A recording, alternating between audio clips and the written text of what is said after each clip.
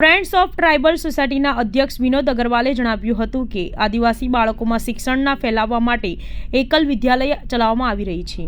આજે દેશભરમાં 84,000થી વધુ એકલ વિદ્યાલય ચાલી રહી છે, એટલે કે આ શાળાઓમાં એક ગામ, એક શિક્ષક અને એક શાળાની તર્જ ઉપર ચાલી રહી છે અને દેશભરમાં આ એકલ વિદ્યાલયોમાં 22 લાખથી વધુ આદિવાસી બાળકો અભ્યાસ કરી રહ્યા છે। એકલ યુવા દ્વારા આદિવાસી બાળકોમાં શિક્ષણનો ફેલાવો કરવા અને આ બાળકોને મદદ કરવા માટે સમાજમાં જાગૃતિ લાવવાના હેતુથી વિવિધ કાર્યક્રમોનું આયોજન કરવામાં આવે છે, જે અંતર્ગત ફ્રેન્ડ્સ ઓફ ટ્રાઇબલ સોસાયટી અને એકલ યુવાનો સંયુક્ત ઉપક્રમે રવિવારે સુરતમાં એકલ રન ટુ એજ્યુકેટ ટ્રાઇબલ ચિલ્ડ્રનનું આયોજન કરવામાં આવ્યું હતું।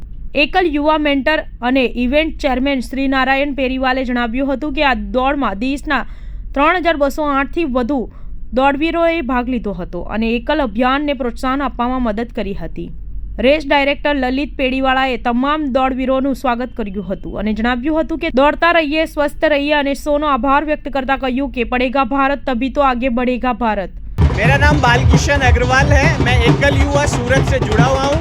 आज 11 फरवरी 2024 को सूरत में एकल रन का आयोजन किया गया है, जिसमें 21 किलोमीटर, 10 किलोमीटर, 5 किलोमीटर, 3 किलोमीटर का आयोजन है, जिसमें 3,000 से ज़्यादा पार्टिसिपेंट आज दौड़े हैं।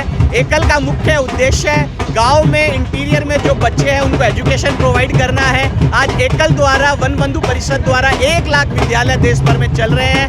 इसका थीम रखा गया रन टू एजुकेट। आज जितने भी धावक जो दौड़े हैं सूरत में, उनका जो भी कंट्रीब्यूशन है वो कंट्रीब्यूशन डायरेक्टली गांव के बच्चों को एजुकेशन के लिए प्रमोट करेगा। बहुत अच्छा आयोजन आज सूरत में किया गया है। Thank you.